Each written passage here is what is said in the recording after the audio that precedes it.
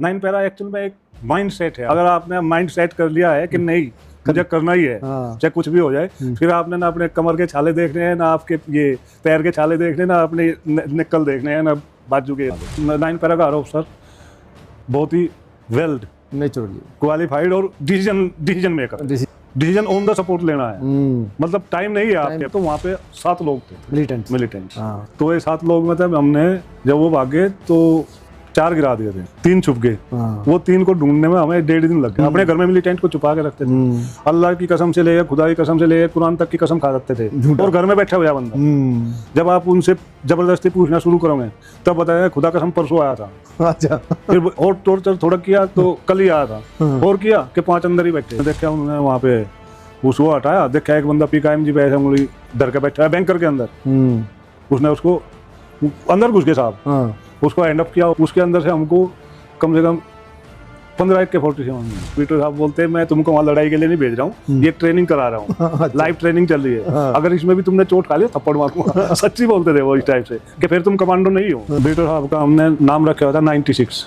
अच्छा। हाँ, इसका क्या मतलब? उसका मतलब है कि कुछ ऑपरेशन हमारे 24 आवर्स के होते हैं, कुछ 72 के होते हैं, कुछ 48 के होते हैं। बीटर साहब का ऑपरेशन 96 आवर्स से पहले खत्म नहीं होता था, आगे लिमिट नहीं थी। अच्छा। हाँ, तो कई बार तो हम अपने हाथ खा जाते रहे। मैं बैठा बैठा अपना हाथ खा जाता था। अच्छा। अच्छा, जगने के लिए पूरा यहाँ से यहाँ तक। Yasveer, welcome to the show, which I call it a win life like a warrior. Thank you sir, thank you. Yasveer, आपका मैंने जो देखा है कि आप एक पैरा कमांडो रहे। Yes sir. आप एक ब्लैक कैट भी रहे हैं। Yes sir. आपने स्काई डाइविंग भी की है। Yes sir. आपने डीप डाइविंग भी की है। Yes sir. आपने कुछ भी नहीं छोड़ा है, मतलब ऐसा कुछ भी नहीं है जो आपने नहीं किया है। तो आप सबसे पहले बताइए कि जब आप रिक्रूट हुए वो ग्रेनेडियर में हुए थे। Yes, बड़ी बढ़िया बेहतरीन रेजिमेंट है। Yes sir. तो पैरा कमांडो कैसे बने फिर? सर एक्चुअल में मैं जब रिक्रूट हुआ उसके बाद मैं ग्रेनेडियर सेंटर गया। तो ग्रेनेडियर सेंटर में जाने के बाद हमने ट्रेनिंग किया। उसके बाद ट्रेनिंग ख़त्म हुआ तो मैं 20 ग्रेनेडियर में गया। 20 ग्रेनेडियर नसीराबाद में थी उस टाइम पे। तो वहाँ पे रिग्रेशन रूम होता था पहले, जो फौज के रिग्रेशन रूम है ना, उसमें 3-4 लोगों के फ़ोटो लगे थे। एक बंदे का नाम था PTR श्री राम। अच्छा। उसने PTR पैरा ट्रूपर को बोलते हैं। अच्छा। तो उसने ग्रेनेडियर की जगह, ग्रेनेडियर्स बोलते हैं वहाँ पे सिपाही को, तो उसने ग्रेनेडियर की जगह PTR लिखा हुआ था। मैंने बोला भाई PTR श्री राम कौन है, कि ये तो बहुत बड़ा कमांडो है, ये है वो है। तो कुदरती जब मैं रिग्रेशन रूम में संडे का दिन था तो डिस्कवरी चैनल भी आया था। डिस्कवरी चैनल पे वो पैरा जंप वगैरह चल रहा था, कुछ बाहर कंट्री का चल रहा था। तो PTR भी वहाँ पे आगे घूमता घूमता, मैं इच्छा तो थी मेरी कि मैं इनसे मिलूँगा। वो एक्चुअल बड़ो टीम का ही था, हमारी टीम का, कंपनी का था, जाट से ही था, वो भी जाट ही था। तो मैंने उनसे पूछा, वो बोल रहा है ये बच्चों का खेल नहीं है, पैरा ट्रूपर बनना मतलब कमांडो बनना बच्चों का खेल नहीं है। मैं ऐसा क्या है इसमें? तो फिर बात करते करते मेरे को पता लगा। तो मैंने हमारे उस टाइम के एडजुटेंट साहब थे जो मेरे थोड़े नज़दीक से थे, मेरठ से थे। मैंने उनको बोला यार मैंने पैरा ट्रूपर बनना है, मतलब कमांडो बनना है। और उन्होंने बोला रहने दे, वहाँ से बहुत लोग वापस आ गए, है नहीं। तो CO साहब थे ब्रजराज सिंह दैया, मैंने उनको बोला कि सर मैं कमांडो में जाना है, मैं सूबेदार मेजर और उनके सबके ऊपर को हो गया, दैया साहब से मिल लिया। तो वो बोला ऐसा बंदा तो हमको चाहिए। हमारे तो इन्होंने बहुत से लोग गए और बटालियन की नाक भी नीचे कर रखी, पर उन्होंने बोला बेटा अगर तू जाएगा तो वापस यहाँ पे नहीं आना बगैर कमांडो बने। कमांडो बन के ट्रेनिंग करके 2-4 साल करके आ जाना, पर बगैर फिट हुए नहीं आना। मैंने फिजिकल का तो कोई प्रॉब्लम था ही नहीं। तो मैंने बोला सर ऐसा तो हो नहीं सकता, अब मेरे को भेज दो। तो मैं अरुणाचल में थी उस टाइम पे, वो ग्रेनेडियर ग्रुप की जो बटालियन थी। तो वहाँ से मैं 9 पैरा गया। अच्छा। हाँ, तो 9 पैरा उस टाइम पे सबसे टॉप बटालियन चली रही थी। आज भी टॉप ही है। हाँ, सबसे टॉप में वही थी। तो वहाँ 9 पैरा जाने के बाद 6 दिन का ब्रेक जर्नी मिला। ब्रेक जर्नी काटने के बाद मैं 9 पैरा में पहुँचा। पहुँचने के बाद में जैसे मैं गेट पे पहुँचा तो पुराना टाइम था, अपना सामान वामान फौजी आदमी खुद ही कैरी करता था। आरपी गेट पे मैंने बोल दिया भाई मैं ऐसे ऐसे आया हूँ, तो उसने वॉकी टॉकी से जो आरपी पे लड़का खड़ा था गेट पे, उसने कॉल किया एसएम साहब को कि ऐसे ऐसे परमिशन के लिए एक लड़का है, कौन सी टीम में भेजना है। ऐसे ने बोल दिया कि इसको चार्ली टीम में भेज दो। और वो कुदरती जैसे आज संडे है तो मेरे को अच्छे से याद था, उस दिन भी संडे था। अच्छा।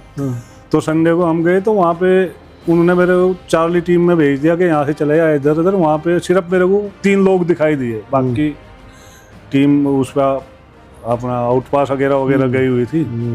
और वो तीनों, तब तक मैं टीम को जानता भी नहीं था कि टीम शब्द क्या होता है। टीम तो हम कुश्ती, कबड्डी, फुटबॉल, हैंडबॉल और इनकी समझते हैं। सही बात है। पर वहाँ पे टीम का मतलब कंपनी था होता था।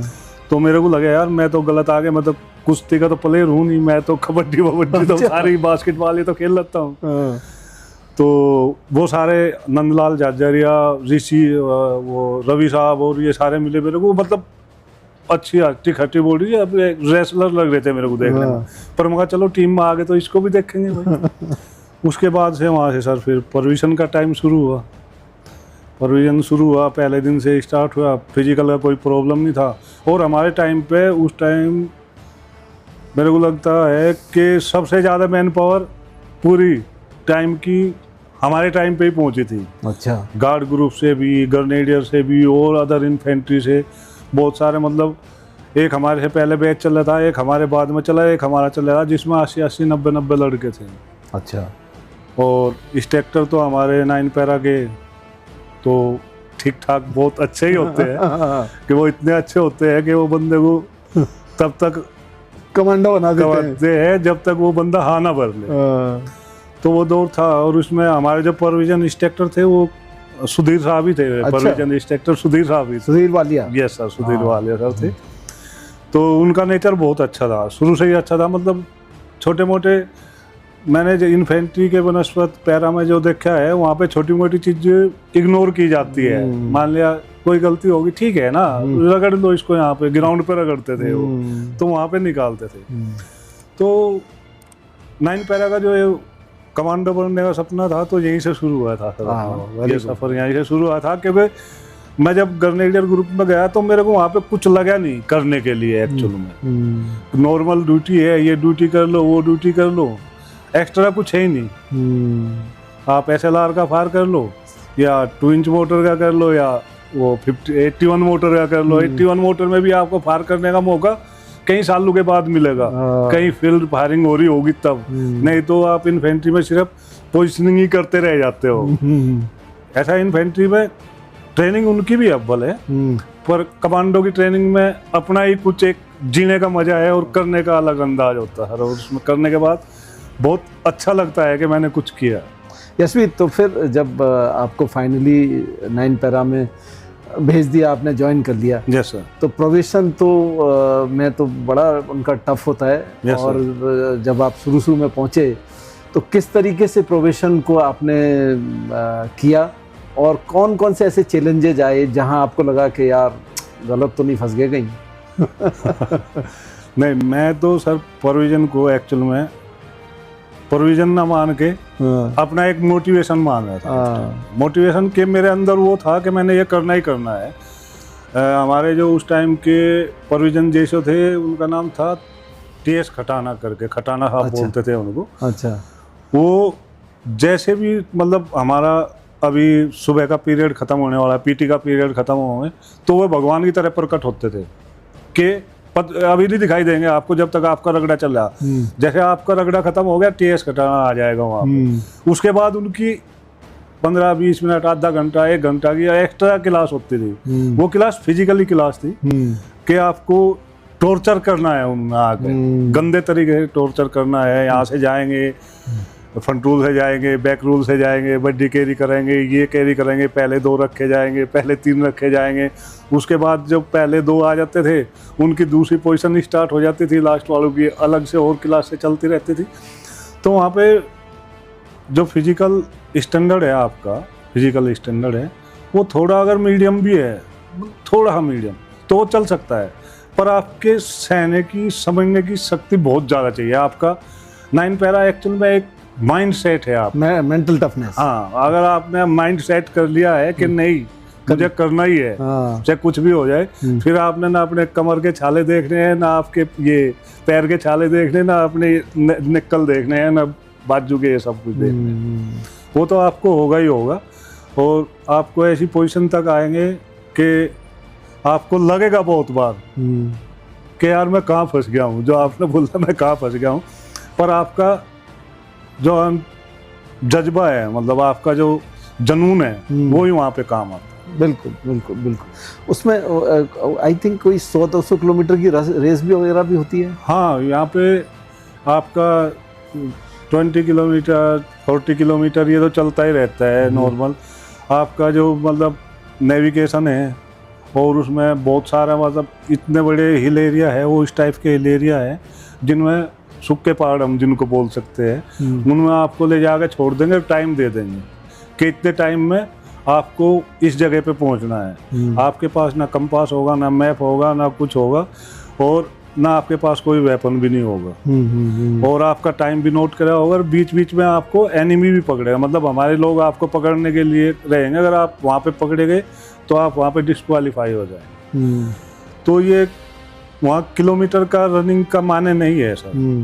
वहाँ आपका माने है कि आपको जो दिया गया है, टाइम दिया गया है, जो टाइम बाउंड आपका किया गया है, आप उसको किस तरीके से और कितने जल्दी अपना सरप्राइज लॉस्ट किए हुए कैसे अचीव करते हो, वो सबसे मायने रखता है। कोई ऐसी एक्टिविटी जो आपको बिल्कुल यूनिक और उसमें लगी हो और एकदम डिफरेंट लगी हो, जिसमें लगा हो कि ये तो बाकी यार क्या काम करा रहे हैं?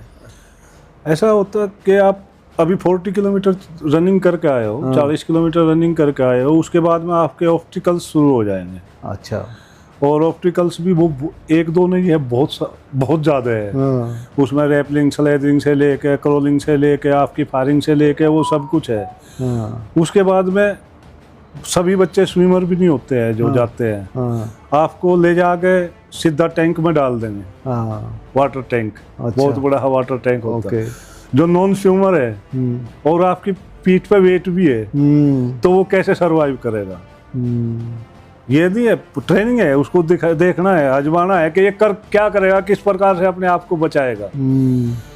तो इस पर वो सबसे वो लगता है। फिर वहाँ से हमारे पिग फार्म वगैरह वगैरह है, उनमें जहाँ पे आप सैन ही ना कर सके, गटर्स है वगैरह, उनमें सबके अंदर आपको पहुँचना है और उनसे निकलना है। तो वो ट्रेनिंग का एक पार्ट है कि आप किसी भी परिस्थिति में अपने आप को वहाँ से किस प्रकार से निकालो। करेक्ट। कितनी भी गंदी से गंदी और कितनी भी डिफिकल्ट से डिफिकल्ट। Yes sir. सही बात है। यशवीर, आपने जो है स्काई डाइविंग भी किया हुआ है। Yes sir. और आपने डीप डाइविंग कोर्स भी किया हुआ है। Yes sir. तो पहले स्काई डाइविंग का बताओ कि जब आपने पहली बार ये करने का मौका मिला तो कैसा अनुभव रहा, और मतलब क्या उसमें ऐसी चीज़ है जो आपको थ्रिल करती है? सर, फर्स्ट जंप जो आपका होता ना, जब आप डाइविंग करते हो, फर्स्ट जंप जो आपका होता, वो लाइफ का सबसे बेटर जंप होता है। अच्छा। क्योंकि आप उसमें ना, जो आपको ये जैसे हमने कमांडो की ट्रेनिंग ली है, तो हमको इसकी भी ट्रेनिंग करनी पड़ती है। हैंगर ट्रेनिंग बोलते हैं, वो आगरा में होती है। अच्छा। 40 दिन की ट्रेनिंग करने के बाद में जब आप फर्स्ट जंप के लिए जाते हो, फर्स्ट जंप डे में ही होता है, दिन में ही होता है। उस टाइम पे वो सारा मौसम की हर एक सिचुएशन को देखते हुए किया जाता है कि नॉर्मल उसमें कराया जाए, जिसमें झटका वटका ज़्यादा ना आए। जो फर्स्ट जंप होता है, तो उसमें बंदा क्या होता है कि पूरी जो आपकी ट्रेनिंग है उसको माइंड में रखता है कि गलती ना हो जाए। और पूरा ट्रेनिंग को जब आप फॉलो करते हो, तो आप जो बताए हुए रास्ते हैं उनसे जैसे गुजरोगे, तो आपको मतलब बहुत, जब निकल रहे होंगे तब तो थोड़ा झटका लगेगा, पर उसके बाद अगर आपने प्रॉपर वो फॉलो किया है तो सबसे अच्छा जंप होता। मेरे तो जो इंस्ट्रक्टर थे एयरफोर्स से, दैया साहब भी थे वो भी, तो जब हमारे उसमें एरोप्लेन उड़ रहा था, तो उसमें 3 बत्तियां जलती है। अच्छा। पहली होती येलो, मतलब तैयार हो जाओ, रेड पीली बत्ती आएगी, तैयार हो जाओ। ठीक है। ग्रीन होगी तो भागना शुरू कर दो, और रेड पे आपका बंद हो जाएगा। जैसे यहाँ पे सिग्नल होते हैं, सेम सिग्नल है। तो जैसे जहाज का शटर खुलता है, और वो मैं सबसे पहले खड़ा हुआ था, तो उसने बोला देख डॉक्टर साहब या रोड जो है या गई वहाँ पे आगरा, या गई तेरे गांव में मेरठ की तरफ, और इतने में ग्रीन ऑन हो गया और उन्होंने मेरे को पुश किया और मैं बाहर सबसे पहले, और बहुत अच्छा जंप था। उसके बाद तो फिर second jump, third jump, fourth jump, उसके बाद बंदा ना थोड़ा वो होना शुरू हो जाता है, यार कुछ नहीं, जाना ही तो है, जंप ही तो करना है।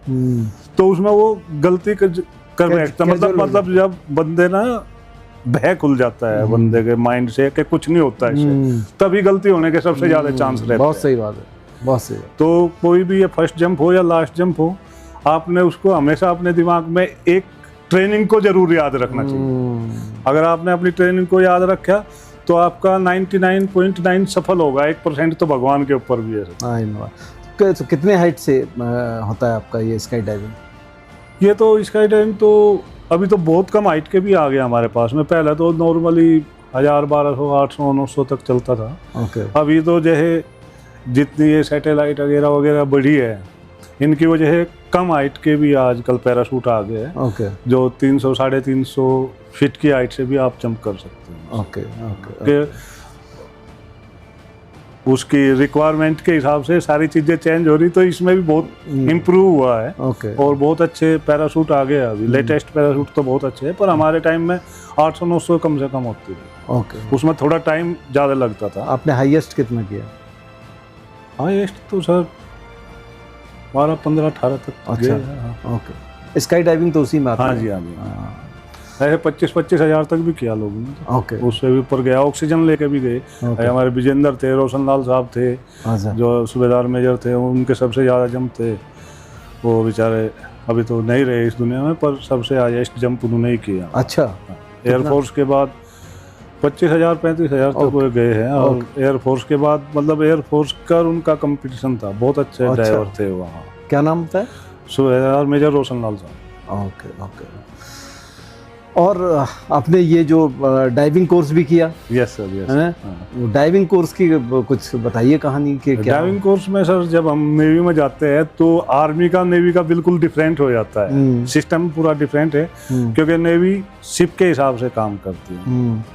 और शिप में ज़्यादातर कार्रवाई उनकी या तो नाइट में शुरू होती है या सुबह ब्रेकफास्ट करने के बाद। जब हम यहाँ पे गए तो सुबह बोलते ब्रेकफास्ट कर लो, नहा होगा, मुँह धोगा, ब्रेकफास्ट कर लो, 7 बजे पीटी शुरू होगी ब्रेकफास्ट के बाद।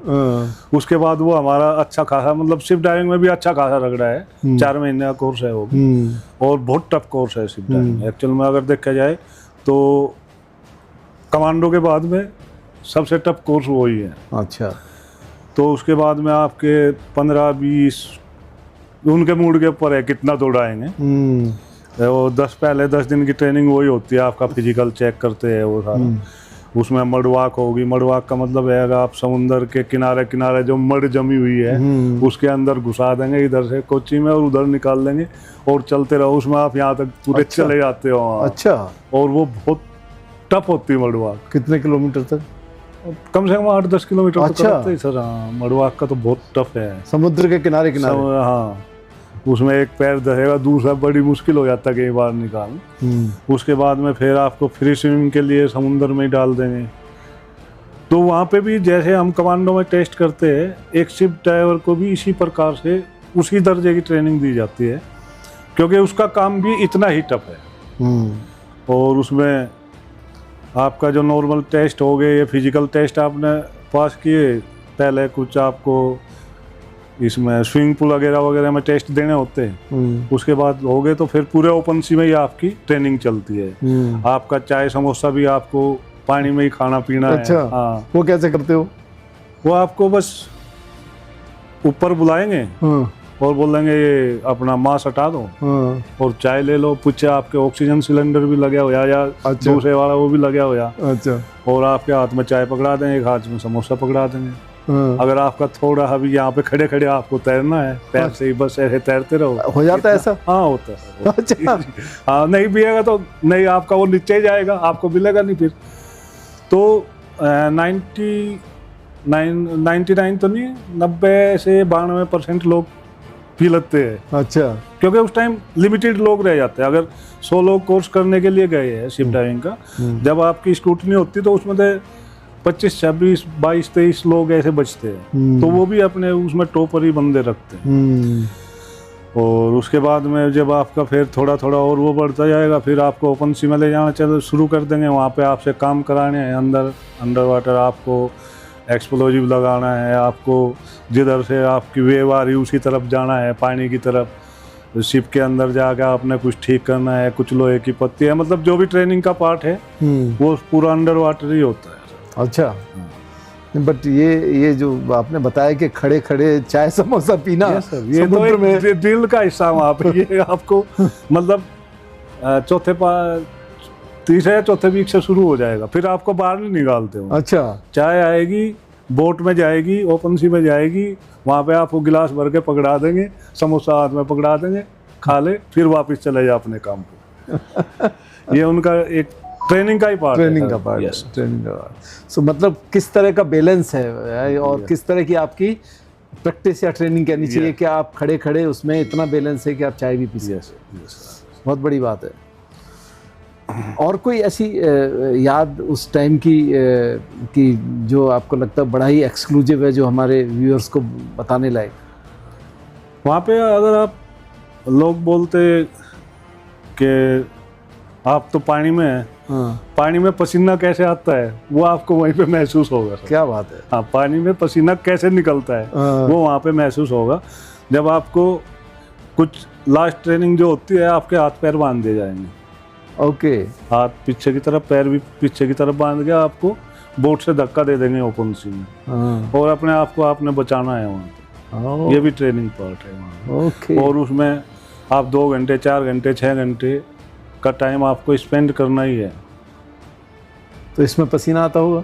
इसमें पसीना नहीं आता, इसमें बस आपको बचना कैसे है, क्योंकि आप हाथ पैर आप हिला नहीं सकते, तो कैसे तैरोगे आप? वो तैर पाते?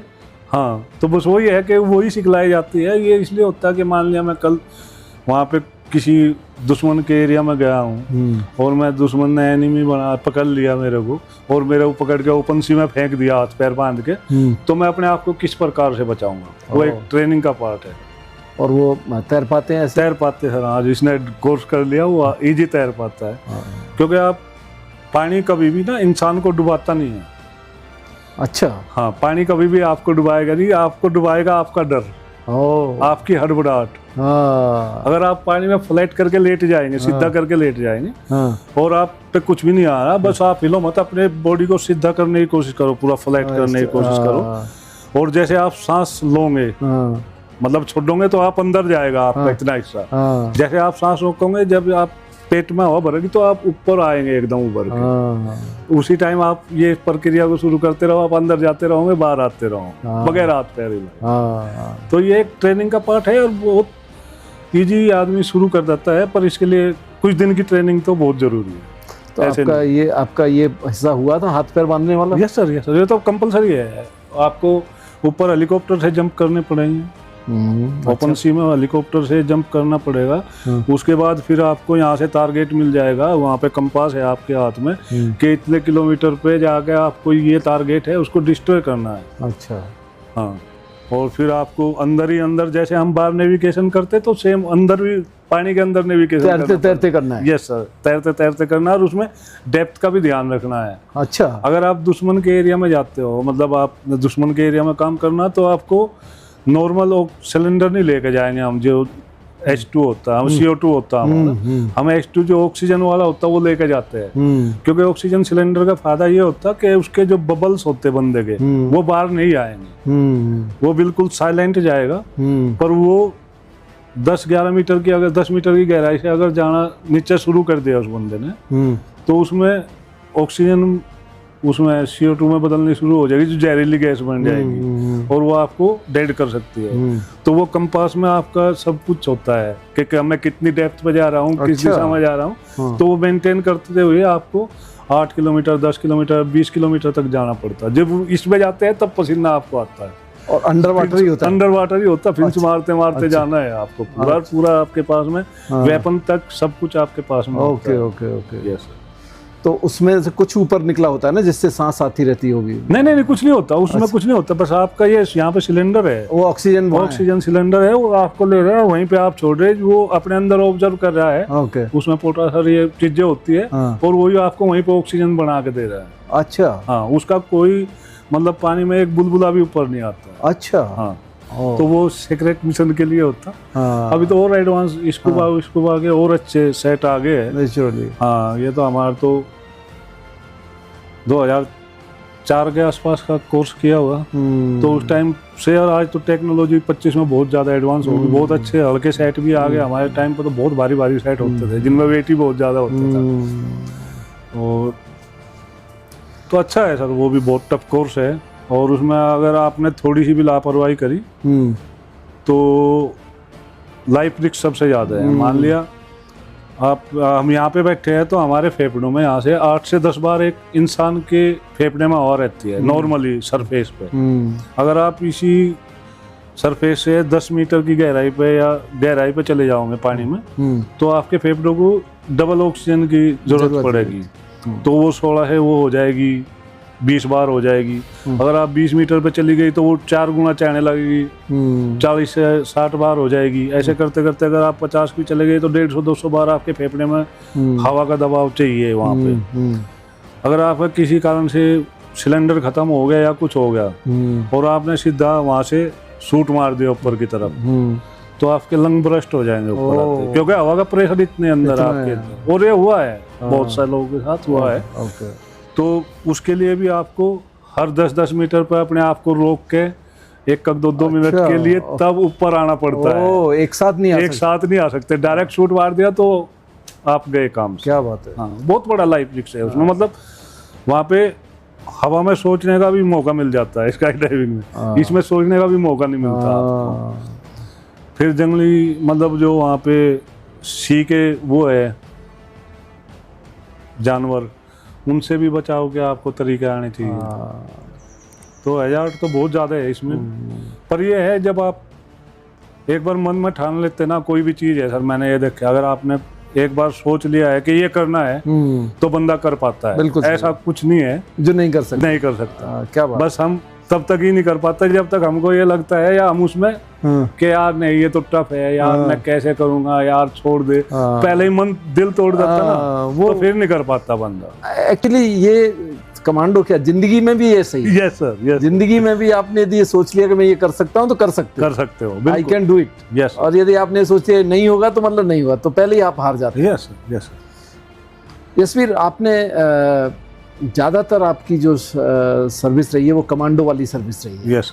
वो भी स्पेशल फोर्सेज में। यस। जिसमें घोस्ट ऑपरेटर कहते हैं आपको, 9 पैरा की।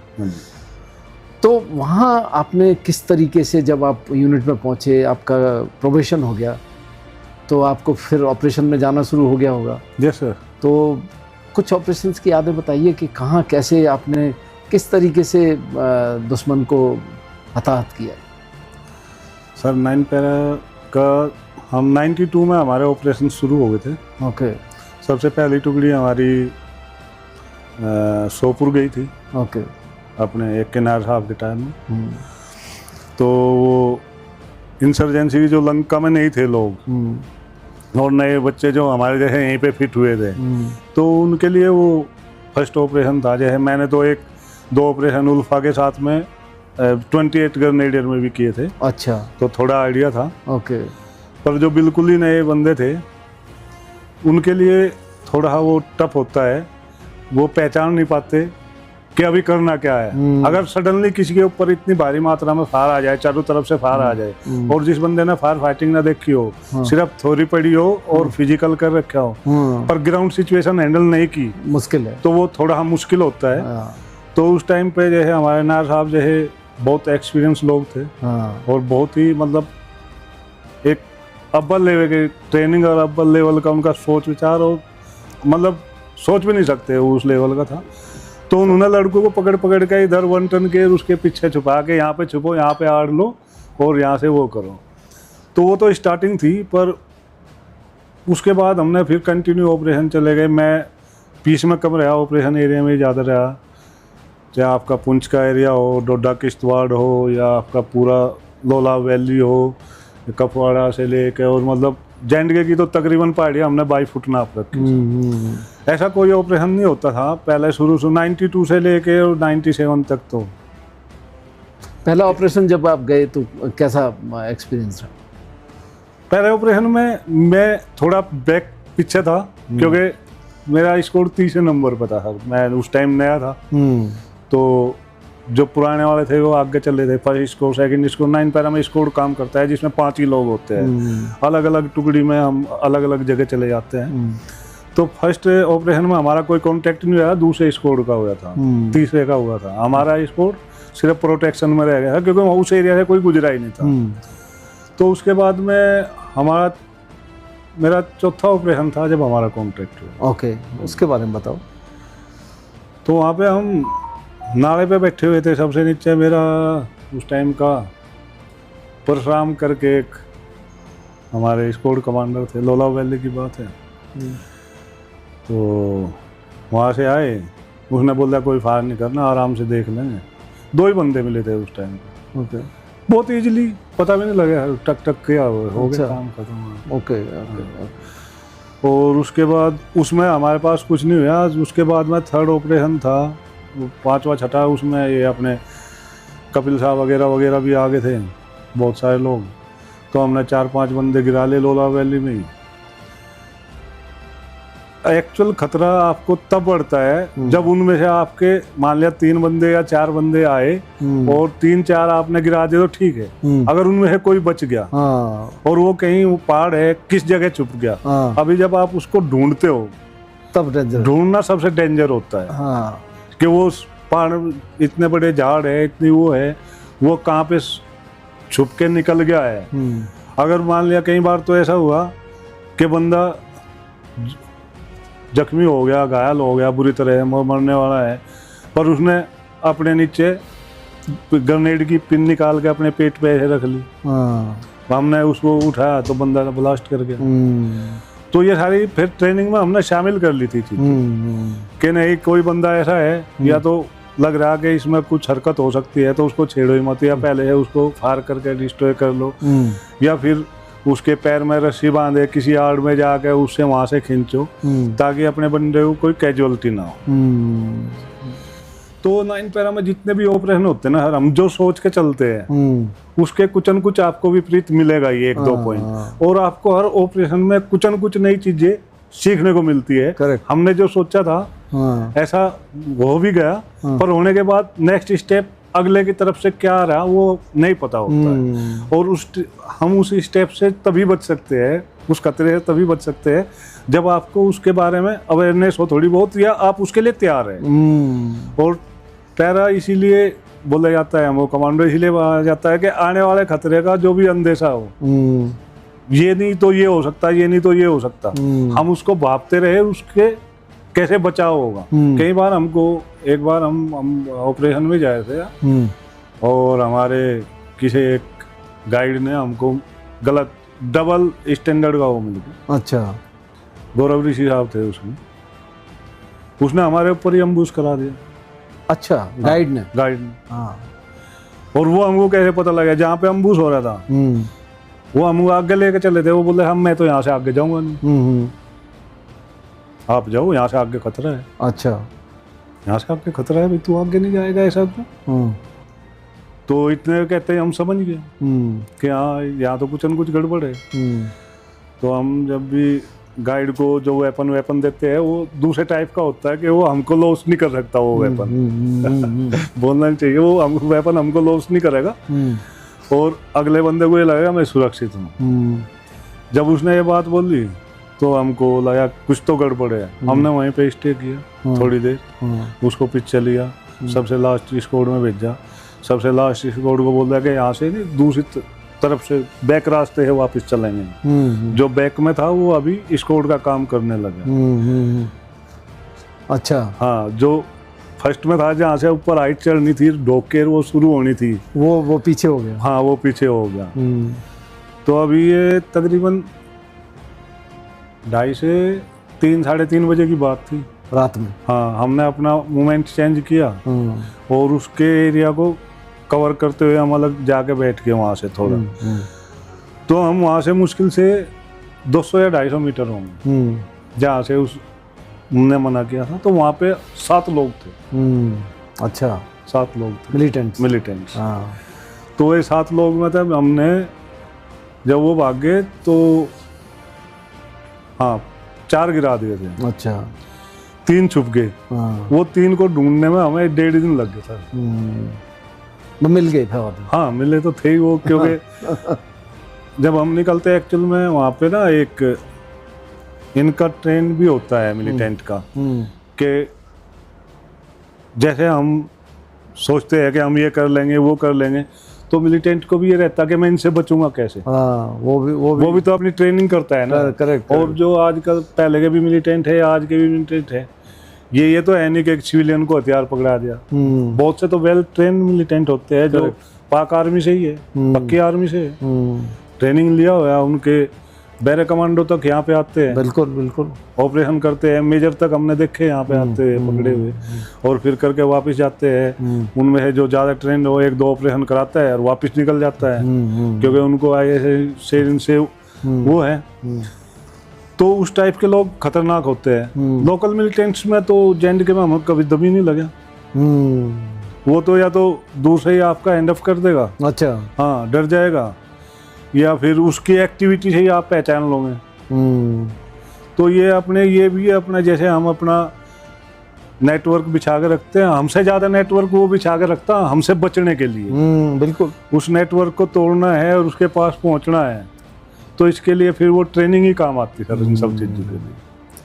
यशवीर, आपने ये बात कही कि पाकिस्तान के पैरा कमांडो आके भी यहाँ मिलिटेंसी करते हैं और वो ट्रेंड होते हैं। तो अभी जो ये पहलगांव वाली जो इंसिडेंट हुई थी, उसमें एक रिटायर्ड उनका पैरा कमांडो का ही बंदा था। रिटायर्ड बोलते हैं, वो रिटायर्ड होता नहीं, हरोन जो भी होते बहुत सारे। हाँ, क्योंकि कई बार ना हमने बड़ी बैग का ऑपरेशन था हमारा, तो हम उसमें जा रहे थे। जो बंदा फायरिंग कर रहा था ना सर, हमारे ऊपर जो फायरिंग कर रहा था, उसमें मेरे ऊपर जो फायरिंग कर रहा था, उसका जो फायरिंग का तरीका था, वो एम लेकर सिंगल शॉट मार रहा था, एक गोली एक्स्ट्रा नहीं करता। जो लोकल मिलिटेंट है या वैसा लोकल है, वो तो लेगा मैगजीन करके पूरी निकाल देगा। पर ट्रेंड बंदे का आपको तभी पता लगता है उसकी फायरिंग से, और उसका जो कैमोफ्लेज कंसीलमेंट है, किस प्रकार से उसने अपना छुपाव बनाया हुआ है, तभी आप पहचान पाओगे। और उसका वो आखिरी दम तक लड़ता है, आखिरी दम तक लड़ता है।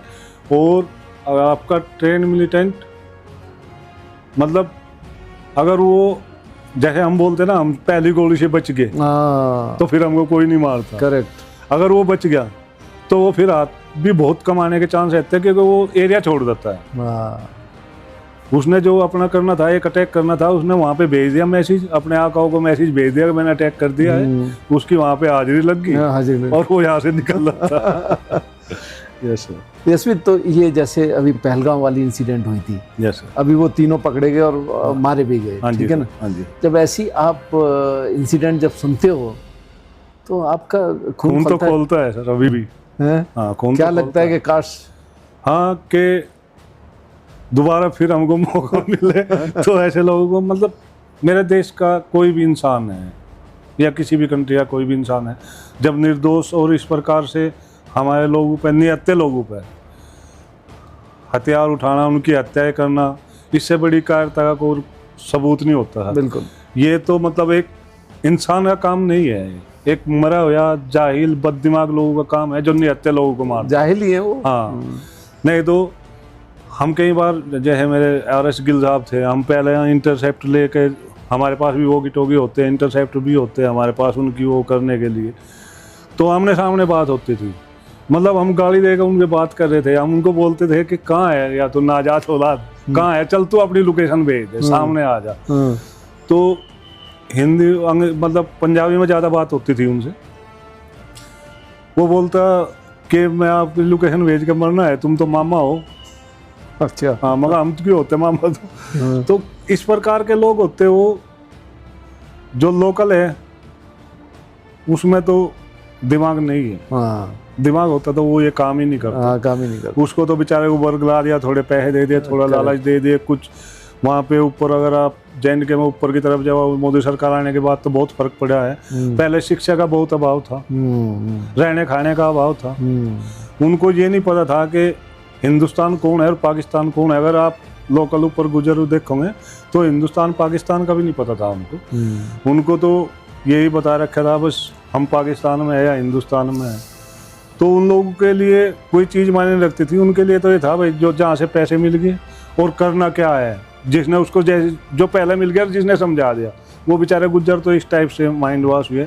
जो उसके थोड़े नीचे और गांवों के लोग थे, उनमें 10, 15, 20 लड़के उठा लिए और उनको ट्रेनिंग के लिए भेज दिए, उनको सपने दिखा दिए कि तुम्हें वो कर देंगे। वे भी अनपढ़ लोग। बिल्कुल। हाँ, उनका उन्होंने ज़्यादा यूज किया है। और उनका शिक्षा का अभाव मैं कहूँगा सबसे ज़्यादा कि जो पहले की हमारी गवर्नमेंट को करना चाहिए था इतने सालों से वहाँ पे नहीं किया। अभी जो है वहाँ पे गांव-गांव तक घर गैल रोड जा रही है, ये जा रही है, लोगों को फैसिलिटी मिल रही है। पहले तो लोग बताते नहीं थे कि यहाँ पे मिलिटेंट है नहीं है, अपने घर में मिलिटेंट को छुपा के रखते थे। अल्लाह की कसम से ले, खुदा की कसम से ले, कुरान तक की कसम खा सकते थे और घर में बैठा हुआ बंदा। जब आप उनसे जबरदस्ती पूछना शुरू करोगे तब बताया खुदा कसम परसों आया था। अच्छा। फिर और टॉर्चर थोड़ा किया तो कल ही आया था। और किया कि 5 अंदर ही बैठे जी। ओहो। और वहाँ पे वो सच में हमने देखा है, जो बोलते थे ना वहाँ पे कि ये साथ नहीं देते, जो पुराने ऐसे लोग थे उनमें बोलते थे हम गए खुद, हमने कोड ऑपरेशन किए हैं, बन के गए हैं। वो बोलते कि तन मन धन से क्या चाहिए आपको, हम आपके साथ हैं, आप वो करो, जिहाद करो, जिहाद करो, हम लोग आपके साथ हैं। और वो सब कुछ प्रोवाइड भी कराते थे। आपको लोकल गाइडेंस चाहिए, पैसा चाहिए, और उनके जो शौक थे, ख्वाब थे, वो सब पूरा करते थे। और बदनाम फौजियों करते थे। ये सच्चाई है सर। और ऐसा कोई ऑपरेशन यशवीर जहाँ मतलब आपको बहुत डिफ़िकल्ट लगा हो एंड बाद में फाइनली आपको सक्सेस मिली? सर एक्चुअल में हमारे जितने भी ऑपरेशन हैं, 9 पैरा के जो भी ऑपरेशन हैं, जिनमें सारे ऑपरेशन तकरीबन उसी हालात में होते थे जहाँ पे नॉर्मल इन्फेंट्री या RR मना कर देते थे कि हम यहाँ नहीं जाएंगे, यहाँ पे बहुत ज़्यादा है, बहुत ज़्यादा गड़बड़ है। चाहे आपका लोला वैली का है, चाहे डोडा किश्तवाड़ का एरिया है। डोडा किश्तवाड़ की पहाड़ियाँ बहुत खतरनाक है। अभी भी वहीं एक्टिव है, सारी मिलिटेंसी वहीं ज़्यादा, वहीं पे ज़्यादा है, क्योंकि वहाँ से रास्ते और उनको छुपने के लिए ट्रेन अच्छे है सर, रास्ते अच्छे हैं। और डोडा से भी, रजौरी से भी अगर आप जाओगे तो वो कनेक्ट हो जाते हैं। तो रजौरी वाला जो एरिया है उसमें अगर आप चलते रहो, पीर पंजाल का एरिया है, अभी तो पीर पंजाल तक आ गए, पहले पीर पंजाल में नहीं थे। पीर पंजाल की, और इसमें पहले पीर पंजाल में भी बहुत ज़्यादा थे। हाँ, अब मैं खड़ी जान पड़ी जान की बात कर रहा हूँ, वहाँ नहीं थे। अभी पीर पंजाल का एरिया है, कितनी खतरनाक ट्रेन है सर। आपको मतलब एक बार नॉर्मल इन्फेंट्री को हमको 7-7 दिन लग जाते थे। 4 दिन जाने के, 2 दिन बैठने के, फिर वहाँ पे ऑपरेशन खत्म करके जब वापस आना फिर तो एक ही दिन में आ जाते थे, क्योंकि सीधा नाले आना है, किसी और रास्ते से आना है पर उनको पकड़ने के लिए। और वो वहाँ जाके उनके हमने बड़े बड़े बैंकर्स देखे, बड़े बड़े बैंकर बना रखे हैं नीचे अंडरग्राउंड, और कोई बता भी नहीं सकता कि यहाँ पे अंडरग्राउंड बैंकर होंगे। एक दिन तो वाले हाव भी थे, तो वहाँ पे कौन, धालीवाल साहब? नहीं, वाले हाव, सुधीर वाले हाव। ओके। ऑपरेशन में वहाँ पे देखा, हम ऑपरेशन में गए, उन्होंने देखा, उन्होंने वहाँ पे उसको हटाया, देखा एक बंदा PKMG पे ऐसे उंगली धर के बैठा है बैंकर के अंदर। उसने उसको अंदर घुस के साहब उसको हैंड अप किया। वो पहचान लेते थे, उनकी वो बहुत ज़्यादा थी। उसको हैंड अप किया, वो PKMG छोड़ के ऐसे ही आ गया। उसके अंदर से हमको कम से कम 15 AK-47 हाइड आउट था। पर उस दिन वो सारे मिलिटेंट जो थे वो घूमने गए हुए थे, सिविल ड्रेस में पहन के, लोकल बन के। अच्छा। बाजार गए हुए थे, वेपन छोड़ के, कोई वेपन नहीं, मतलब पिस्टल ले जा रखे थे।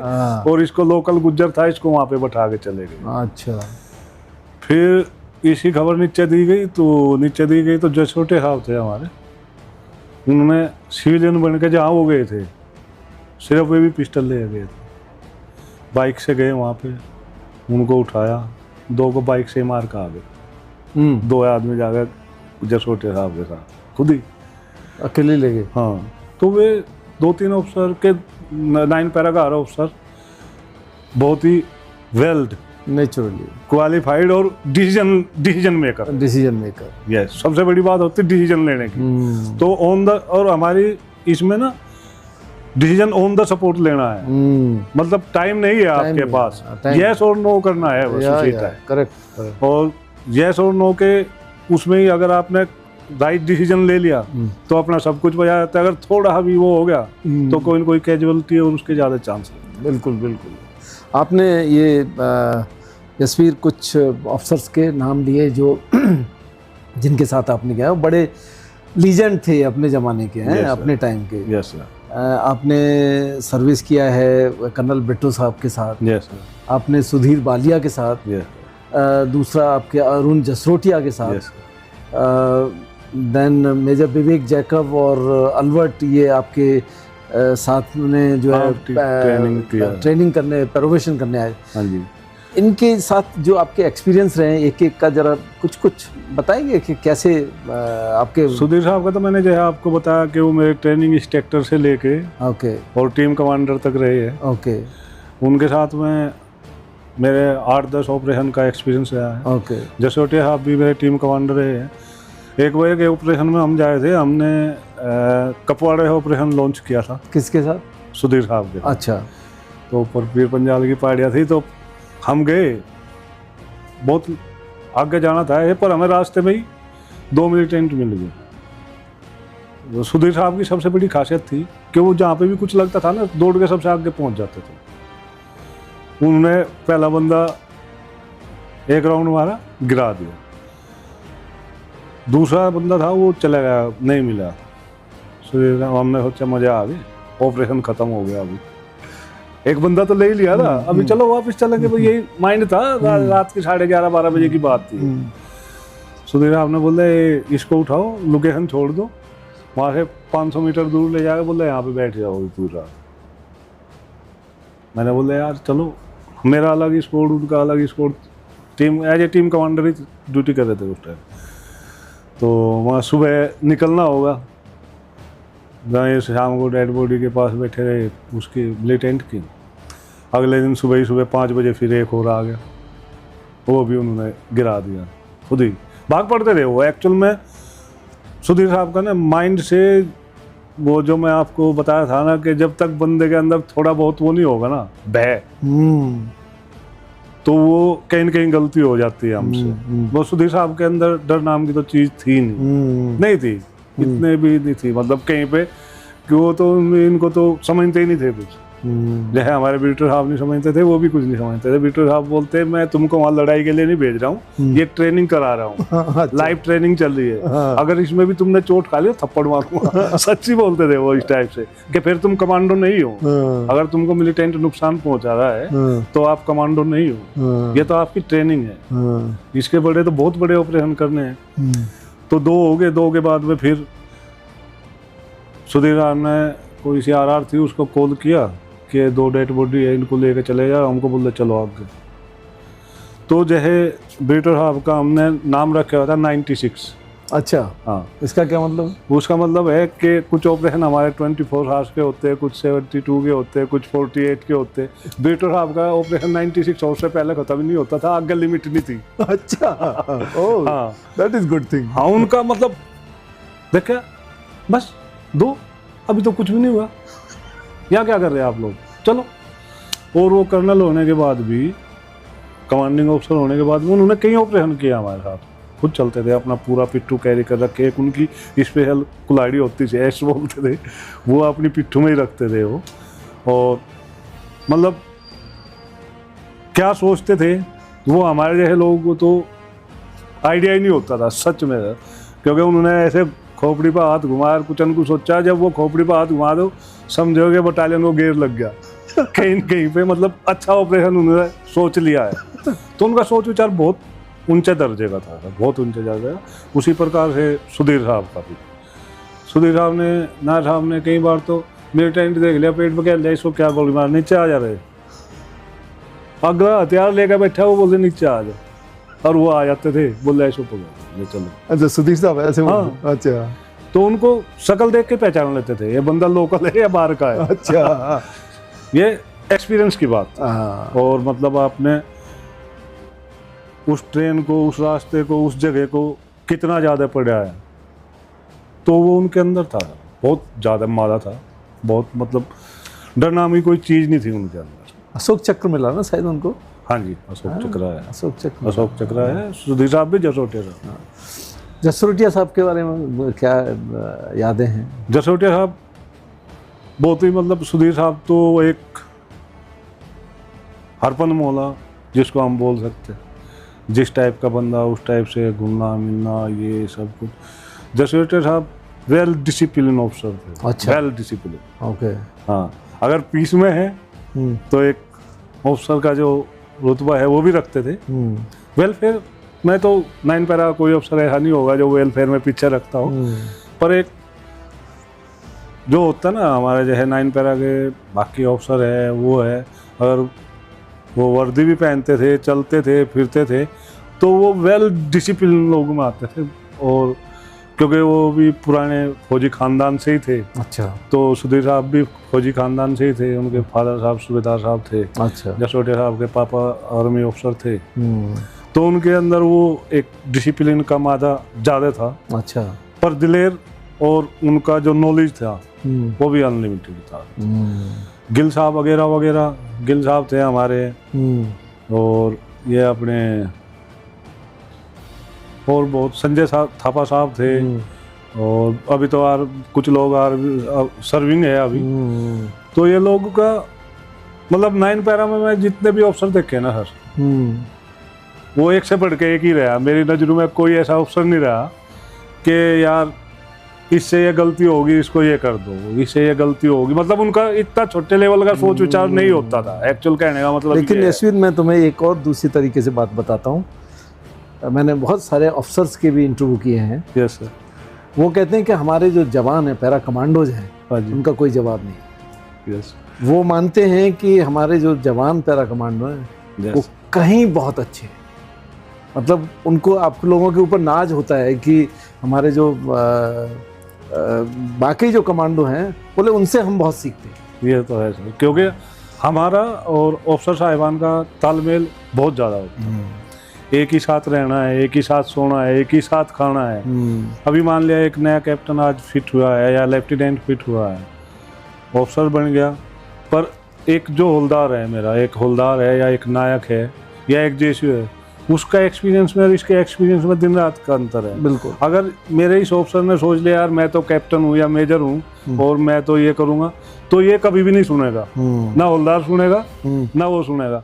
अगर ये एक्शन लेने की भी मतलब आ जाती कई बार ना ऐसी बात, तो मैं सीधा, मेरे तो कांटेक्ट मेरे कमांडिंग अफसर से भी, सर ये वहाँ पे ये गलती करने वाला था, तो वहाँ पे उनको ये भी सिखलाई होती है हमारे ट्रेन यूनिट में कि अगर एक ब्रिटो साहब बोलते थे मेरा हवलदार मेरी बटालियन की रीढ़ की हड्डी है, यही करेगा जो करेगा।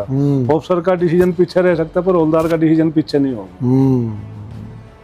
एक बार मैं सर छुट्टी काट के ही गया था, मैंने बताया भी था पहले, मेरा एक लड़का था, मैं भी छुट्टी काट के गया था, मैं पीस में था उधमपुर में, और मेरी पूरी बटालियन ऊपर थी। अच्छा।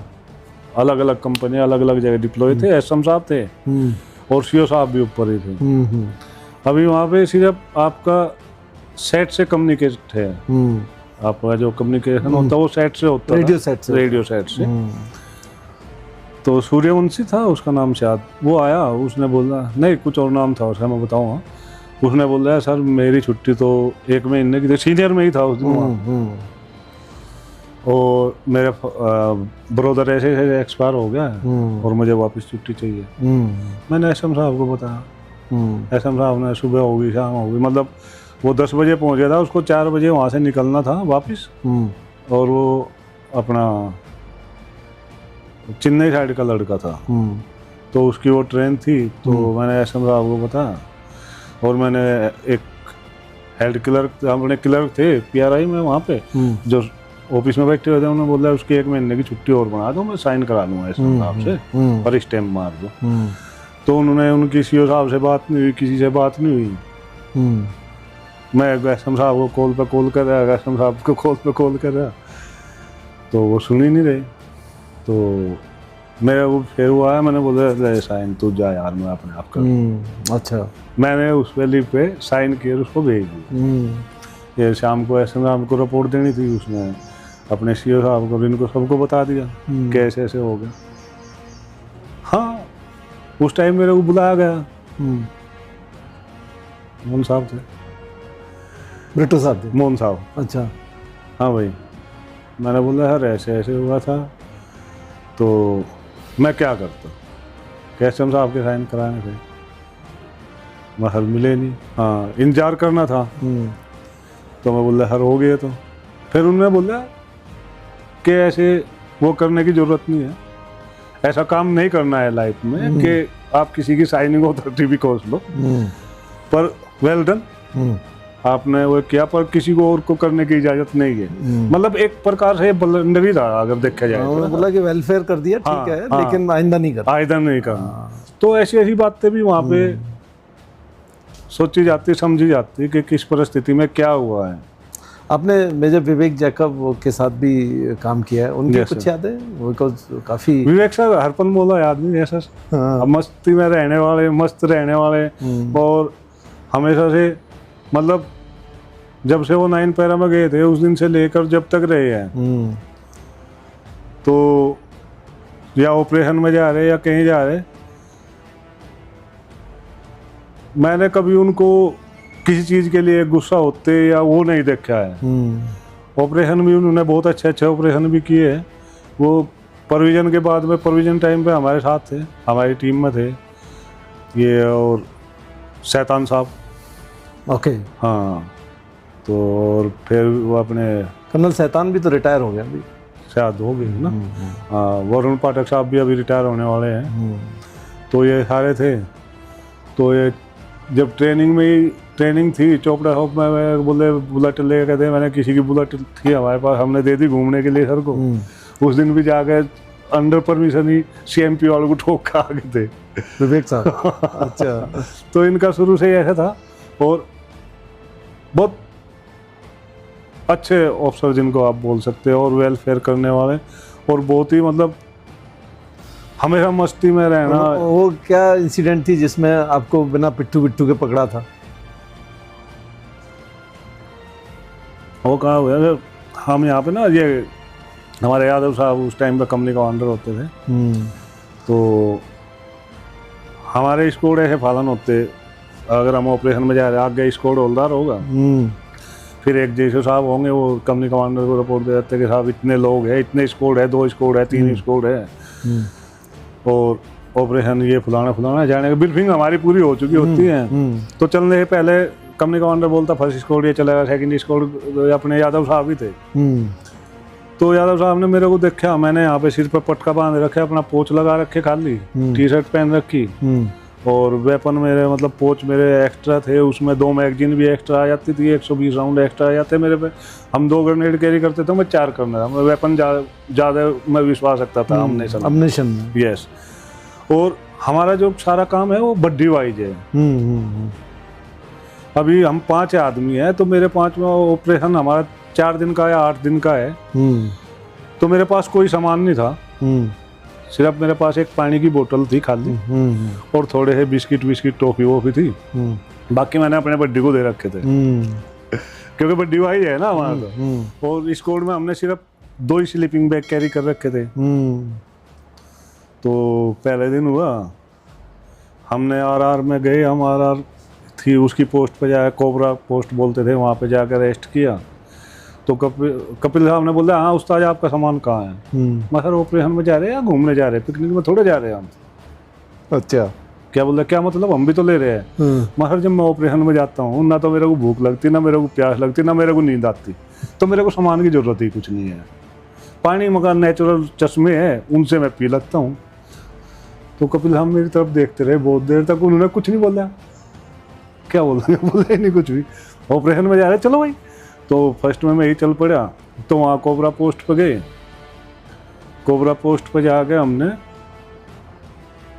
अभी रेस्ट करना है, आज यहीं पे रुकना है, पूरी नाइट की चढ़ाई थी, अगले दिन हमने ऑपरेशन लॉन्च करना है। तो वहाँ पे रुके, तो मैं तो आराम से अपना शिल्पिक बैंक में सो रहा हूँ।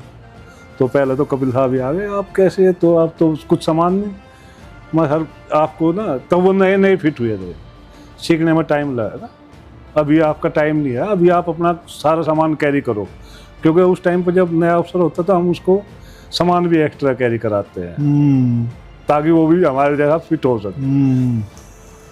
तो फिर हम दूसरे दिन ऑपरेशन में बैठे हुए थे। एक्चुअल में जब मेरी शुरू से आदत रही, जब मैं स्पोर्ट कमांडर था, मैं कभी ना जाते ही नहीं रेस्ट किया, पूरी रात चढ़ रखे, पूरी नाइट का सफर कर रखा। मेरे साथ में 4 बच्चे हैं, लड़के हैं, मतलब बच्चे ही बोल दूंगा मैं उनको, जो मेरे से जूनियर है और यंग भी होते हैं वे मेरे से, तो उनको थकान भी ज्यादा होती है हमसे, बिल्कुल, क्योंकि उनका इतना एक्सपीरियंस नहीं होता। करेक्ट। और हम सुबह 3-4 बजे जाकर वहाँ पे अपने पॉइंट पे पहुँचते हैं, या 5 बजे तक। तो अगर मैं उनको बैठा दूंगा तो उनको नींद आनी शुरू हो जाती थी। तो मैं उनको बोलता कि तुम भाई रेस्ट कर लो, मैं बैठा हूँ अभी। मैं अपना वहाँ पे ऐसे ये रास्ता जा रहा है, बैठे हुआ था, तो उधर अफसर साहब यही बैठे थे, साहब जैकब साहब भी। मैंने पूछा, ये देखते रहे मेरी तरफ, ऐसे देखते रहे। अभी मैं लड़कों को सुला रखा था, चारों लड़के सोए हुए हैं मेरे आराम से, फर्स्ट क्लास। तो अभी 6:30 हो गए, मतलब जैन के में थोड़ा सूरज भी जल्दी निकलता है, 6:30 बजे सूरज निकलना शुरू हो गया था, और हम 4 बजे लग गए थे। उनकी तो 2-2.5 घंटे की नींद हो चुकी थी। अभी मेरे को पता था अभी 6:30 हो गए, अभी तक कोई हरकत नहीं हुई, अभी हरकत होनी नहीं है 11 बजे से पहले, क्योंकि उनका भी एक वो होता है, हरकत करने का टाइम होता है। या तो वो अंधेरे में हरकत करेंगे, नहीं तो फिर वो जब पूरा क्लियरेंस मिल जाएगा उनको, जो उनके खबरी है, वे बता देंगे कोई आर्मी नहीं इस एरिया में, तब वो हरकत करेंगे। तो मैंने जुट्टी लड़के को बोला ऐसे, हाँ ओके ओके ओके ओके, कुछ नहीं, कोई इंटरसेप्ट नहीं हो रहा मेरा, किसी से कोई बात नहीं हो रही। मैंने बोला भाई उठ जाओ अभी, तो उठ, दो इधर लग जाओ, 2 इधर लग जाओ, और अभी 1 घंटे में हरकत होने वाली। और मैंने अपना पीछे लौट के कमर सीधी कर ली। तब उन्होंने पूछा था आएगा, तो उससे पहले कई बार उन्होंने चेक किया कि हाँ यार। और एक्चुअल में आपको जब आपने पूरी नाइट चल रहे हो, 3-4-5 बजे लगना है, अगर मैं इससे ज़्यादा कपड़े पहन लूँगा तो मेरे अंदर गर्माहट आ जाएगी और नींद आ जाएगी, और गर्माई आती है आपको नींद आएगी। हाँ, बिल्कुल सही। तो सबसे मेन कारण होता था ये कम कपड़े रखने का, कि थोड़ा शरीर में ठंड लगती रहेगी, हरकत होती रहेगी, आप जागते रहोगे। क्योंकि आप ऑपरेशन में ना बीड़ी पी सकते, ना सिगरेट पी सकते, ना कुछ और का इस्तेमाल कर सकते। आपकी स्मेल कहीं पे, धुआं, आग, ये सारी चीज़ें आपको बहुत लॉस पहुंचा सकती है। वो आवाज़ नहीं आप कर सकते, तो जागेगा कैसे आदमी। और अभी जो नए बच्चे हैं, अगर मान लिया हमारी 1 मिनट की नींद भी हमारी लाइफ ले सकती है, तो कई बार तो हम अपने हाथ खा जाते थे। मैं बैठा बैठा अपना हाथ खा जाता था। अच्छा, ऐसे अच्छा, जगने के लिए पूरा यहाँ से यहाँ तक इसको लाल कर दे, मतलब अच्छा खासा सुझा जाता था। हाँ, और जब आपके शरीर को ठंड लग रही होगी तो आपको नींद ऐसे ही नहीं आएगी, आप ऐसे ही बैठे रहोगे, कान के उठाड़ करके आप चौकन्ने भी रहोगे। मेन रीजन होता था सर ये इसका। क्या बात, क्योंकि आपकी एक थोड़ी सी लापरवाही, आपकी चार्ज चली जाए कोई बात नहीं, पर आपके साथी की अगर जान चली जाती है, आपके जूनियर की जान चली जाती है, तो आप अपने आप को कभी माफ नहीं करते, और वो दुख आपको हमेशा पूरी जिंदगी रहता है, जीवन भर रहता है। ये बात बहुत बड़ी बात बोली आपने। लीडर का मतलब ही वो है, यस, कि अपने सबऑर्डिनेट्स का। और मैंने जब भी जहाँ पे भी टीम तैयार की है, अपनी जो भी टीम 9 पैरा में, आज मेरे टीम में कुछ बंदे तो ऑलरेडी कैप्टन अभी रिटायर हो रहे हैं, कुछ अभी सूबेदार मेजर बन चुके हैं, कुछ सूबेदार मेजर बन के रिटायर हो चुके हैं। ओके, जिन्होंने मेरे साथ काम किया।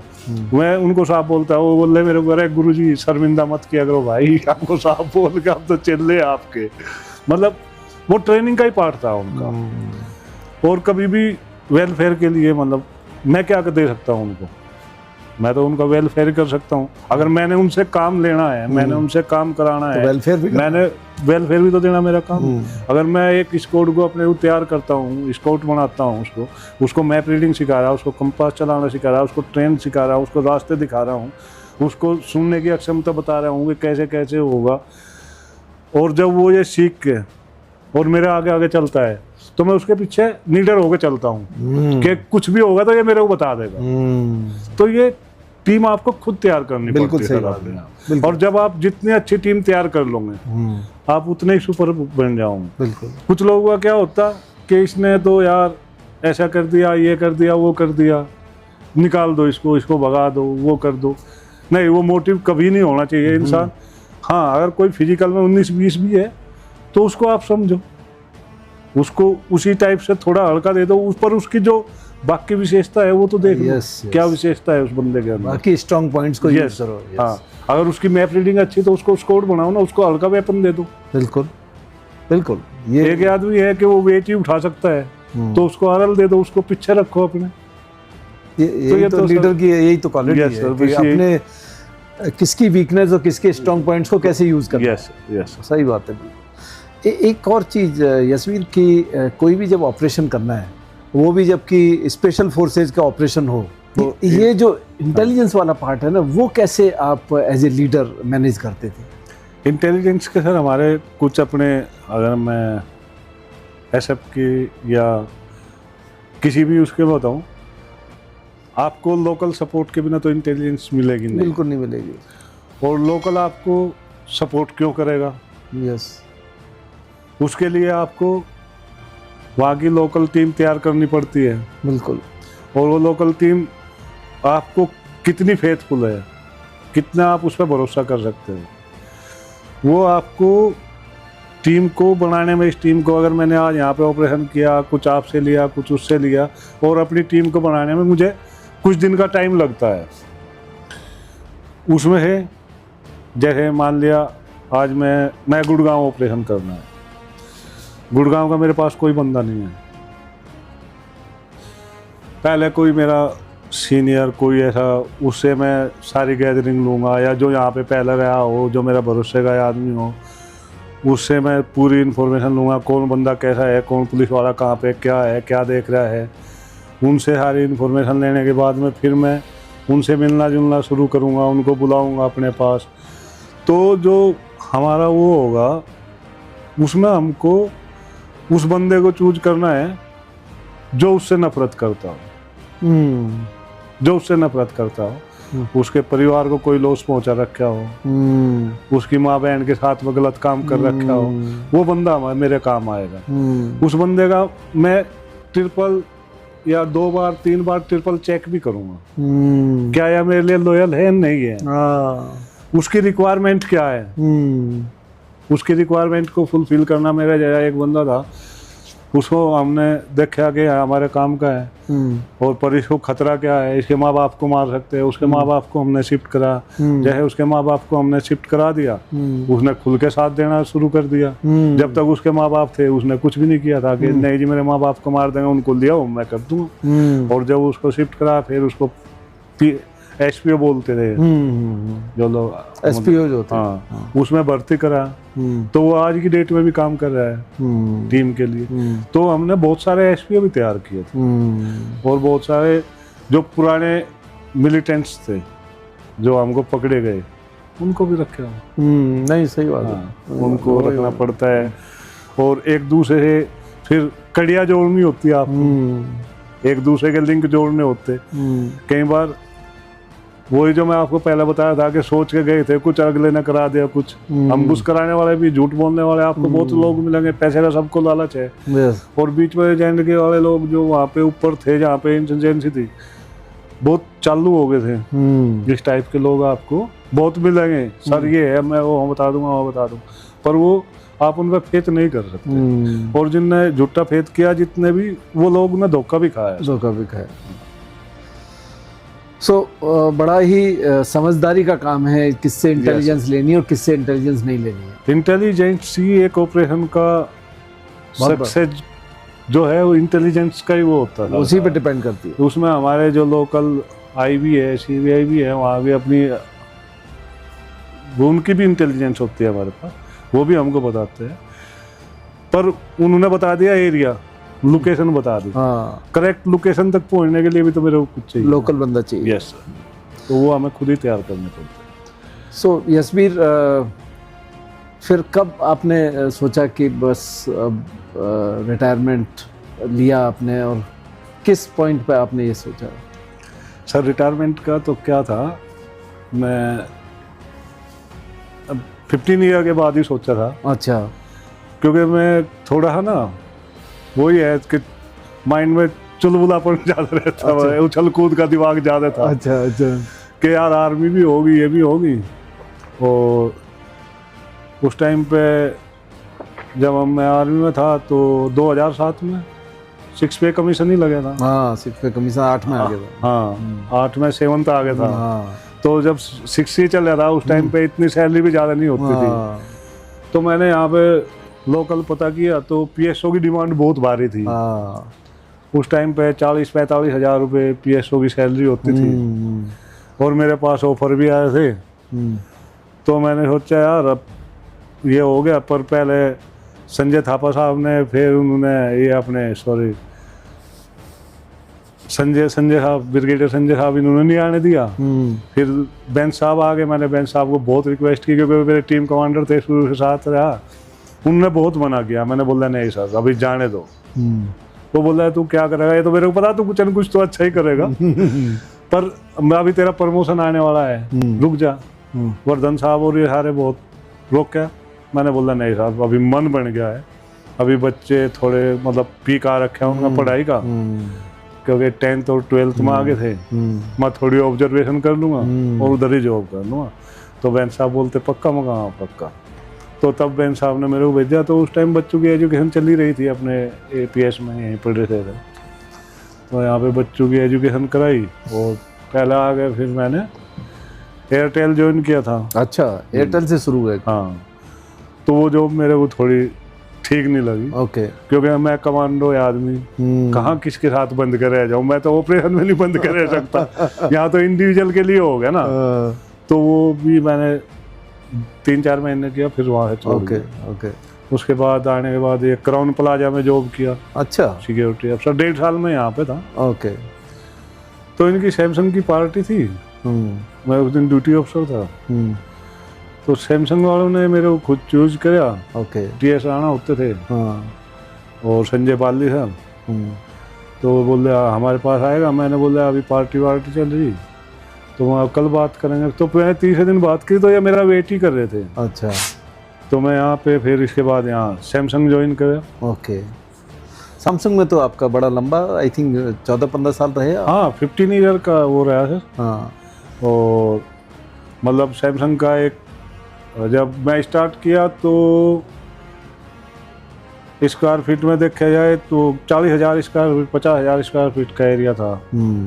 और 350 लोग थे, 350 के आसपास लोग थे। अभी लास्ट में 4-4.5 लाख स्क्वायर फीट एरिया है और 1800 लोग थे। अच्छा। तो बहुत अच्छा, कैसा रहा टर्नओवर? बहुत अच्छा टर्नओवर है और बहुत अच्छा वो काम किया वहाँ पे।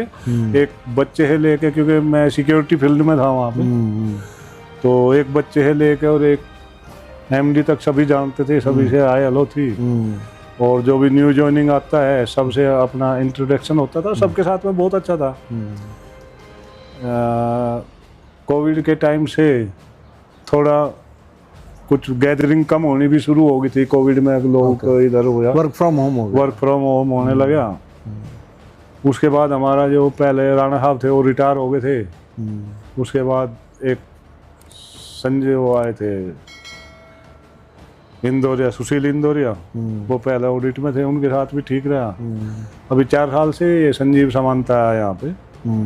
संजीव समानता में भी मेरे साथ तो टच वुड, तो मतलब मेरे साथ अगर उनका पर्सनल टच देखे तो कभी उन्होंने मेरे से कोई ऐसी बात नहीं की। और मैं उनके डिसीजन को भी बहुत फेयर मानता था, बहुत फेयर मानता था और बहुत अच्छे से बात करते थे।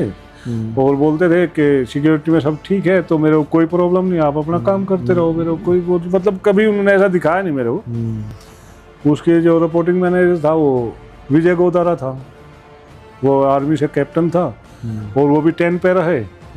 तो मैं उनको बहुत अच्छा इंसान समझता था और बहुत अच्छा मानता भी था और आज भी उनको बहुत इज्जत देता था, क्योंकि एज ए आर्मी और फिर रेजिमेंट होगी तो एक पैरा एसएफ का बंदा मिल गया। तो जब उनका वो इन्होंने ज्वाइन किया, जब मैं उनका इंट्रोडक्शन हुआ तो मैंने उनको बताया, तो उन्होंने बोला यार चलो एक काम तो यहाँ पे अच्छा कि सिक्योरिटी की तरफ देखने की ज़रूरत नहीं है मेरे को, क्योंकि सिक्योरिटी है सबके हाथों में है। आज तक 15 ईयर में मैंने अपनी सैमसंग में अगर कोई छोटी मोटी थेफ्ट केस आया भी है, कोई छोटी मोटी चोरी भी हुई है, कोई ऐसा केस नहीं आया लाइफ का सैमसंग का जो मैंने सोल्व ना किया। कोई ऐसा काम नहीं हुआ कि जिसमें किसी एम्प्लॉय ने ये क्या हो कि सिक्योरिटी ने यहाँ पे हमारे साथ कुछ ऐसा किया, दुर्व्यवहार किया या कि वो किया। हर आदमी ने सिक्योरिटी के लिए पता नहीं कितने थैंक यू वेयर उसके मेल किए हैं। उनके डायरेक्ट मेरे पास कॉल आने लगे कि ये ऐसे करा दो, ये ऐसे करा दो, जो मतलब एक वे। मैं यही कहना चाहूँगा आखिरी में कि जो मेरा MNC का एक्सपीरियंस रहा है, MNC कंपनी अच्छी होती है, जितनी भी MNC है जो मैन्युफैक्चरिंग में मैन्युफैक्चरिंग जो कर रही है हमारे देश में आ रही है, मैन्युफैक्चरिंग कर रही है, वो अच्छी है। पर जो हमारे देश के जयचंद है, मैं जयचंद ही बोल लूँगा इन जैसे लोग, वो बहुत डेंजरस है। जयचंद पहले भी थे, अंग्रेजों के टाइम में भी जयचंद थे, आज भी जयचंद थे, जब ईस्ट इंडिया कंपनी आई तब भी जयचंद थे। इनफैक्ट यशवीर, वो मेरी समझ से नॉट ओनली मैन्युफैक्चरिंग, वो हर जगह मिल जाते हैं। नहीं, मैं MNC में मैं मैन्युफैक्चरिंग का मैं क्यों बोल रहा हूँ, हमारे देश में मैन्युफैक्चरिंग कंपनियां आनी चाहिए और इनका हमको स्वागत भी करना चाहिए और इनके लिए हमको काम भी करना चाहिए। पर जो मैन पावर सप्लाई कंपनी है, जो हमारी मैन पावर का यूज करके हमारे ही पैदा करवा रही है, बहुत सारी कंपनी है इंडिया में, ग्रुप 4 से लेके, JL से लेके, CBI से लेके, कुशमैन से लेके, नाइट फ्रैंक से लेके, मैन पावर लिमिटेड से लेके, इनका कोई काम ही नहीं है। क्या काम है बताओ इनका इंडिया में? क्या दे रही है मेरे देश को? सिर्फ मेरी मैन पावर को यूज करके मेरे ही पैसा कमा रहे हैं। सब बाहर की कंपनी, सब बाहर की कंपनी। हमारी इतनी कंपनियां हैं, हमारे इतने बहुत सारे जनरल साहब, कर्नल साहब, ब्रिगेडियर साहब सिक्योरिटी एजेंसी चला रहे हैं। उनको आप मैन पावर का भी काम दे दो, उनको और दे दो, एक हिंदुस्तानी को काम दे दो। हिंदुस्तान का जो पैसा है वो हिंदुस्तान में तो रहेगा। ये बाहर की कंपनियां तो हमारे आदमी का मतलब वो हमारे देश के लिए कोई बेनिफिशियरी नहीं है सर, कोई बेनिफिट नहीं दे रहा है। और हमारे देश से रोज अरबों खरबों डॉलर विदेशों में जा रहे हैं सिर्फ मेरी मैन पावर के, जिस पर राइट वो असेट मेरा है, मतलब मेरे देश का है, हमारा है, हमारे लिए यूज होना चाहिए। ठीक है, आपने मैन्युफैक्चरिंग प्लांट लगाया, आपने उसमें कॉस्ट लगाई है, आप उसमें कमा रहे हैं, अच्छी चीज है। पर मैन्युफैक्चरिंग में तो आप उसमें मैन पावर में तो आप कुछ कर ही नहीं रहे ना। तो मैं गवर्नमेंट ऑफ इंडिया से यही रिक्वेस्ट करूंगा कि मैन्युफैक्चरिंग को छोड़ के मैन्युफैक्चरिंग का आप स्वागत करो, जो भी नए इनोवेशन लेकर आ रहे हैं उनका आप स्वागत करो। पर जो मैन पावर सप्लाई वाली कंपनियां हैं उनका बायकॉट होना चाहिए सर, बहिष्कार होना चाहिए, क्योंकि ये ना डबल गेम खेलते हैं। इधर आप मैन्युफैक्चरर है, आपसे 100 रुपये लिए और इस बंदे को ये 30 ही रुपये दे रहे हैं, 70 रुपये का ये गमन कर रहे हैं। और अभी हिंदुस्तान में क्या है, अगर मैं लोग की और इनकी भी बात करूं, एक लेबर इंस्पेक्टर सिर्फ इंडियन कंपनी का वो चेक करता है, जो इंडियन कंपनी है। MNC के तो पास वो फटकता ही नहीं। और ये जितनी भी MNC है इन्होंने इससे बचने के लिए सरेंडर करे हुए हैं अपने। अच्छा, चाहे JLL है, अगर वो मेरे से कॉन्टैक्ट ले रही है, मैं आपसे कॉन्टैक्ट ले रहा, मैं JLL हूँ और आप सैमसंग है, मैं आपसे कॉन्टैक्ट ले रहा हूँ, मैं ले लिया आपसे कॉन्टैक्ट, मैंने 100 रुपये में ले लिया, मैंने 80 रुपये में इसको दे दिया थर्ड वेंडर को। ये थर्ड वेंडर कौन है? इंडियन है मेरा। मैंने अपने 20 रुपये कमा लिए, 30 आपसे कमा लिए, मेरे 50 रुपये सीधे हो गए। 50 रुपये में काम कर रहा, ये 50 रुपये में मैन पावर भी देगा, पूरी हेडक भी लेगा, और लेबर को भी, लेबर इंस्पेक्टर वो है उनको खुश रखेगा। मैं व्हाइट कॉलर डाल के अपना फिट हूँ। तो ऐसी कंपनी का क्या काम है हमारे देश में? तो ये ऐसी कंपनियां वो सिर्फ बेरोजगार फैलाने वाली कंपनी। अगर एक डायरेक्ट इंडियन या इंडियन कंपनी काम करेगी तो उसकी रिस्पॉन्सिबिलिटी ज़्यादा है। वो जो भी कमाएगी, जो भी कुछ करेगी, वो अपने इंडिया में रहेगा और अपने इंडिया के लोग खुशहाल होंगे। अभी ये विदेशों में जा रहा है हर पैसा बहुत ज़्यादा है, तो इस पे तो मैं अपनी गवर्नमेंट से यही कहना चाहूँगा कि इस चीज़ को बहुत ही ध्यान से देखा जाए, और जो भी मैन पावर सप्लाई करने वाली कंपनियां हैं उनको परमिशन नहीं होनी चाहिए। हमारे देश में या तो गवर्नमेंट कंपनी बना दो, क्या गवर्नमेंट सप्लाई करेगी, क्या प्रॉब्लम है उसमें? अगर किसी को चाहिए, अभी मान लिया सारे कंपनी रोल पर नहीं रख सकते, विदेशी कंपनियां जो है ये बोलते हैं हम सबको कंपनी रोल पर नहीं रख सकते। अगर आप कमा रहे हो तो आपको जो भी, मेरे हिसाब से तो जो एक बंदा गार्ड है या एक बंदा जीएम है वो सारे कंपनी रोल पे होने चाहिए, क्योंकि वो गार्ड भी तो आपके लिए 24/7 काम कर रहा है। उसको भी, उसके भी बीवी बच्चे हैं, उसको भी घूमने का फिरने का और वो सब हक है ना। एक गार्ड को तो आप लेबर की तरह यूज कर रहे हो, एक जीएम आपका 5 डे वीक कर रहा है, 8 घंटे ड्यूटी कर रहा है, उसके बेनिफिट और इसके बेनिफिट मैं मानता हूँ, इसके एजुकेशन में उसके एजुकेशन में अंतर है, पर अगर वर्कलोड देखो, ये आपको बिजनेस दे रहा कौन? जो आईएम वाले या आपके जो बड़े बड़े आपके उसमें इंस्टीट्यूट के जो, हाँ, अब आपके बिजनेस को प्रमोट कर रहे हैं, पर जो है सपोर्ट में लोग हो गए, सपोर्ट में जो है एचआर हो गया, आपका एडमिन हो गया, फाइनेंस हो गया, ये हो गया, इनमें भी तो जो वो लोग काम कर रहे हैं वही उनसे ज़्यादा तो मेरा गार्ड काम कर रहा है। तो और ऊपर इन्होंने क्या कर रखा, उन गार्ड को, इसको सबको इस थर्ड पार्टी के चक्कर में दे दिया। अभी एमएनसी मिल गई, Samsung, JLLC, Bihari, Cushman, Naik, front, ये सारी मिल गई है, इनकी आपस में बात हो रही है। अभी मैं सैमसंग से हूँ, आप JLL से हैं, मेरा आपसे काम है, आपका मेरे से काम है। काम क्या है, हमने अपना क्या बेनिफिट कर सकते हैं, आप मेरा काम करोगे, मैं अपना काम करवाऊंगा आपसे, और अब हम दोनों बेनिफिट ले लेंगे। जो ये थर्ड पार्टी है बेचारे रगड़े जाते हैं। आपका सजेशन ये सही है कि जो ह्यूमन रिसोर्स अपना हिंदुस्तान का है उसी को यूज़ करना चाहिए, और ऐसा कुछ सिस्टम करना चाहिए जिससे कि एक्सप्लॉयटेशन ना हो। Yes sir, yes sir. So Yashveer, आपने सबके ऊपर बात किया, आपने स्पेशल फोर्सेस के ऑपरेशंस, प्रोबेशन, किस तरह की लाइफ है, किस तरह के चैलेंजेज हैं।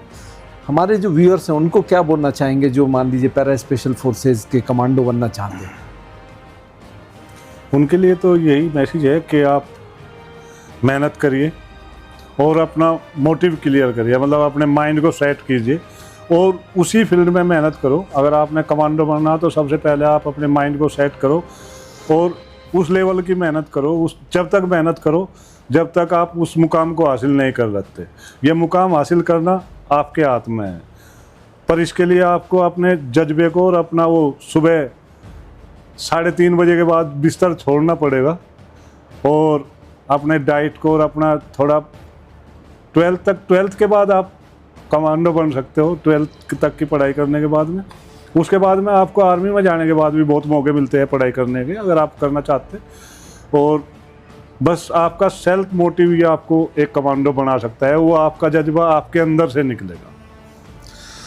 यशवीर, बहुत अच्छी सीख दी आपने और बहुत अच्छा आपने बड़े खुल के सारी बातें की, और आई एम श्योर कि हमारे व्यूअर्स को इस कन्वर्जेशन से बहुत कुछ सीखने को मिलेगा और बहुत कुछ इंसाइट पता लगा कि हमारे जो स्पेशल फोर्सेस के कमांडो उनको किस तरह की चैलेंजेस से गुजरना पड़ता है, किस तरह की ट्रेनिंग होती है, किस तरह का सीखना पड़ता है, और उसके बाद जब वो बाहर भी आ जाते हैं तो उनको कितनी सारी अपॉर्चुनिटीज़ हैं, कितना सारा वो अच्छा काम करते हैं। जैसे आपने MNC में काम किया, बड़ी बड़ी MNCs में काम किया और अपनी सर्विसेज दी।